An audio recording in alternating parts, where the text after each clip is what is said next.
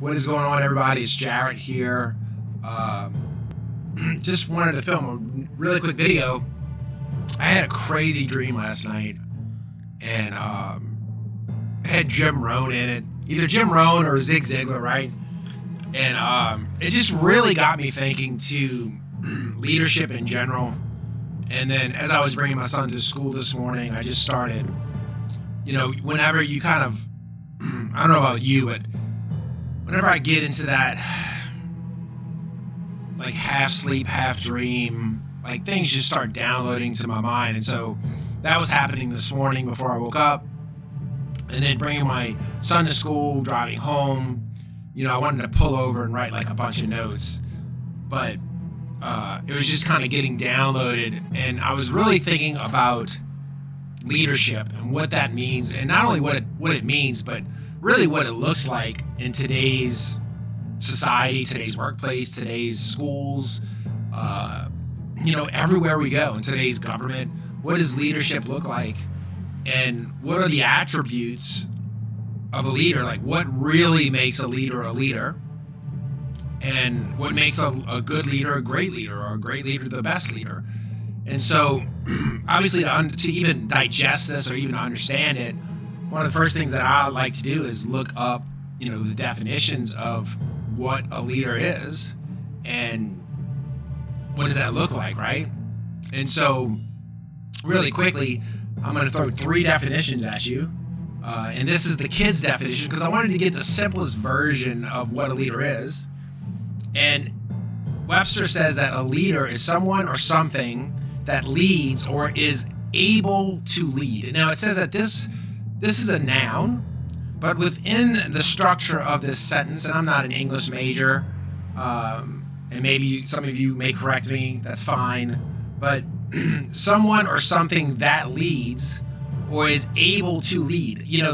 That leads, that is an action, right? And so even though it is a noun, a leader in and of itself cannot be a leader without any action. By its definition, a leader takes action. He moves forward, he takes action. And so a leader is someone who obviously leads or takes charge, but takes action as well. And the second definition I'm going to put up is a follower, right? So a leader needs a follower, correct? Right? And so a follower is one in service of another, or one that follows the opinions or teachings of another, or one that imitates another, right? And so a follower is just somebody who is following someone else, right? And it does not mean that if they are a follower, that they are following a leader. We used to play that game as children, Follow the Leader, or Simon Says, right, where we follow directions. But it says that a follower is one that is in the service of another, or follows the opinions or the teachings of another. But it doesn't say that the follower is following a leader. He could be following a chump. He could be following a jackass. He could be following his thoughts. He could be following his emotions, right? He's not following a leader. So to make it as simple as a leader leads and a follower follows is really breaking it down too simply, right? And the next slide I want to share with you is authority, right? And authority is a power to influence or command thought, opinion, or behavior. Freedom granted by one in authority, or a person in command, right? So when I think of authority, I think of the military. I think of maybe a boss.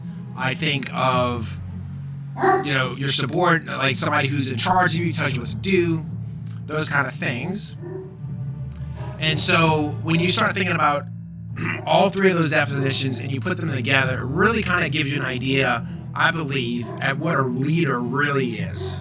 And we're going to probably revisit these definitions again, but there's a big difference between somebody that's in authority versus somebody that's a leader. And if you consider yourself a leader, there are some things that you need to question and ask yourself. Are you just a person in authority, or are you a leader, right? Well, one of the characteristics of any leader is that they have followers, that people that follow them, right? But that's just not it, right? That's not just what being a leader looks like. And so I came up with this morning. Leaders live in the shadow of their purpose. And what I mean by that is that their purpose, their calling in their life, whatever their goal may be, whether it is a military action or whether it is in ministry or in the church or even in the secular world, right? A leader is always overshadowed by his purpose. His purpose will always overshadow him. So, that limelight that gets shined upon him, that's fine, and I believe that we should acknowledge our great leaders, but the accomplishments of that leader should by far outglorify the leader itself, right? And you want to think that just because somebody is a leader, that not all leaders are great, but I really believe that all great leaders suffer for their cause, right? They really lay down something for their cause. And you think about stories in history where people have stood up when there was no one else to stand up, and that they had lost something in order to be able to help the group or the majority prevail, right? And I think leaders, like if you're really leading people somewhere, you're going to lose people. You're going to lose family members. You're going to lose friends. You're going to lose relationships, because that the purpose that you're called for is greater than those things that you may hold dear to your heart, because it's the purpose that drives you, that makes you want to lead people someplace else. And so I really think that leaders will lose people. And I think of figureheads in the Bible. Moses leading the Israelites through the desert, and you could see his struggle as a leader if you read through Exodus. But most of the Israelites that he began leading out of Egypt, none of them really made it. There was only 2 or 3 that made it. It was him and Joshua and Caleb that even made it to the promised land. Moses didn't even make it, right? And so he led millions of people, and then he led their children. And then Moses laid down his life for the purpose of Israel getting into the promised land. And so he never got to see his destination. And I think a true leader's worth is judged by not what they accomplish, but what the people that they were leading accomplish, right? How far did they go? How far did that movement last, right? And, the problem with some leaders think that because they've been appointed as an authority means that they're leading people, right? And that's not the case. It doesn't mean that they're leading anybody, right? Some of us, President Joe Biden is the leader of the free world, but he will be judged by where he leads us as a country. He's not qualified to be a leader because he got the votes, right? He was appointed to be the leader because he got the votes. Doesn't mean he was qualified, right? But his time will show where his leadership was and what kind of leader he was, right? Leaders rise when necessity rise. They rise when passion occurs. They rise when suffering occurs. I think leaders are found in the dirt, in the mud, and they aren't always brought up. They just become, because there's something that's needed deep inside of them, right? And I think that's what a leader is. And so whether wherever you're at, whatever's going on in your life, church, ministry, business, reevaluate who you're following. Reevaluate that person that you look up to. Reevaluate and say, hey, is this person really a leader, or is he an authority? Was he placed in authority over my life? And really, do I want him or her as an authority to be able to speak into my life? Will they be able to bring me further than I'm capable of going myself right now? And that's what a leader will do. He will push you further than you're able to do or able to go right now, like where you are, right?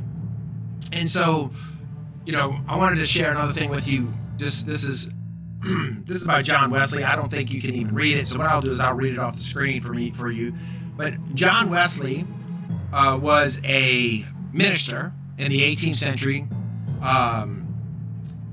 He was famous for saying, having first gained all you can and saved all you can, then give all you can, right?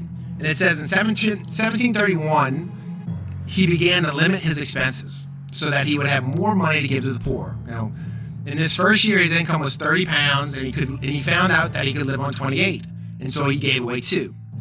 In the second year, his income doubled, but he held his expenses even, so he had 32 pounds to give away. In the third year, his income jumped to 90 pounds, and he gave away 62 pounds. In his long life, Wesley's income advanced as high as 1,400 pounds a year. But he rarely let his expenses rise above 30 pounds. He said that he seldom had more than 100 pounds in his possession at a time. And so the tax collectors and the tax commission actually investigated him in 1776 and insisting that a man of his stature should have more items, more money. And so he wrote them and he said, I have 2 silver spoons in London and 2 at Bristol.